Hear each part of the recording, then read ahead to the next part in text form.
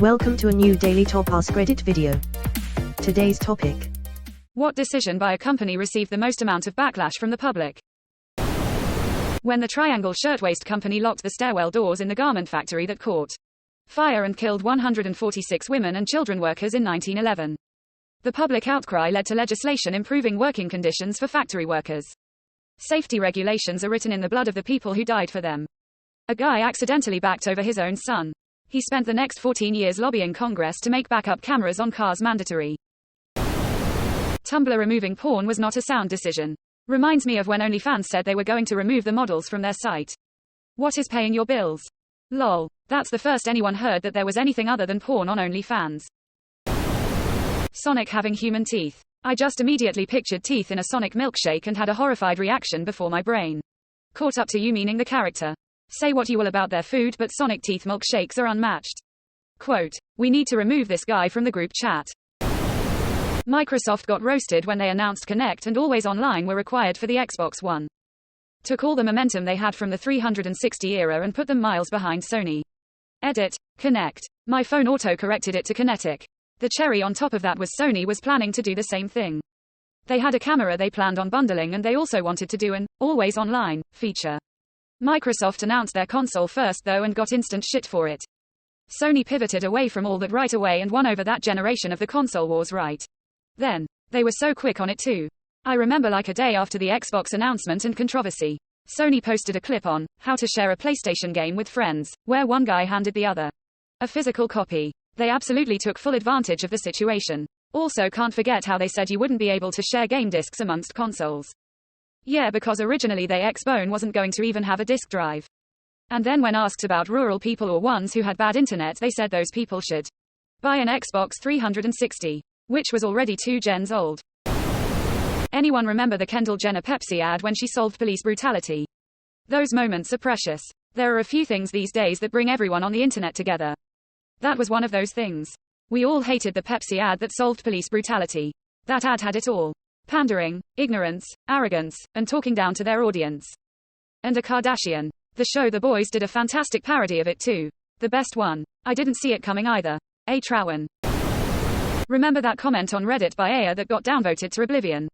Yeah, that one. This one. https://www.reddit.com/r/StarWarsBattlefront/s/Leroy2FQ4e. Damn, is that 667,000 downvotes? I've never seen any comment get so many votes, up or down. I feel like whatever YouTube is cooking up lately will be the next one. Oh man, way to get my blood boiling. They locked one of my accounts out from watching videos because I hit X on the "we don't want you to use an ad blocker" pop-up too many times. I haven't watched more than 60 seconds of TV in probably 10 or 15 years because I just got so sick of watching commercials. YouTube might be next to go if they continue. From https old.reddit.com/r/usoldno/comments/17c90/isk_new_method_bypass_youtubes_ad_blocker/. As you probably know, YouTube has a new method to detect the usage of ad blockers. And since everyone wants to waste their time on videos and not on advertisements, follow these steps to go around YouTube's new method and use ad blocker. Step 1. Turn off all browser extensions, which are related to ad blocking and/or YouTube, and remove or disable any ad blockers. After that, restart your browser. Step 2. Install the browser extension uBlock Origin. Step 3. Go to uBlock Settings interface. Step 4. Click on the tab My Filters. Step 5. Copy and paste the following code and save the changes. youtube.com/+js. Set. YT. Config_ Open pop-up config. Supported pop-ups. Adblock message view model. False. youtube.com/+js. Set. Object. Prototype. Adblocks found. 0. youtube.com/+js. Set. YT player. Config. args.raw_player_response. Ad placements. youtube.com/+js. Set. Object. Prototype. Has allowed in-stream ad. True. Step 6. Restart your browser and enjoy ad-free YouTube.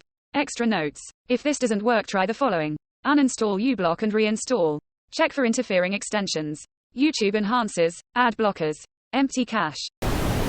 One of the worst most recent decisions was by Delta Airlines to completely revamp the way customers earn status.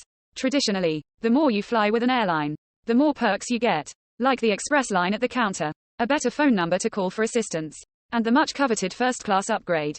Well, about a month ago Delta changed all that to earning status and perks based on how much you spend, not how much you fly. Now at first glance that seems reasonable. But the thing is, people who spend a lot don't need the perks. They're buying first-class tickets with all the perks bundled in. They're not really looking to gain status with a particular airline, because if you're spending $3,000 on a flight, that airline will take care of you regardless. It's the person who is doing multiple flights a month that you need to court. They're willing to take a longer, more expensive, or indirect flight to gain and use the perks.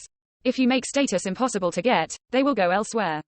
There's a funny thing about today's airlines.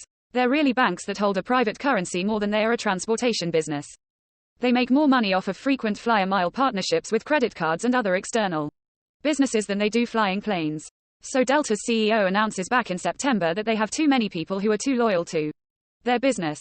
Imagine that. People are going out of their way to pay more or accept less convenient service so that they can use your product exclusively. And Delta says, nah, we don't need you. They introduced the new status plan, which makes it impossible for anyone but people who buy first-class tickets to be anything but the lowest tier.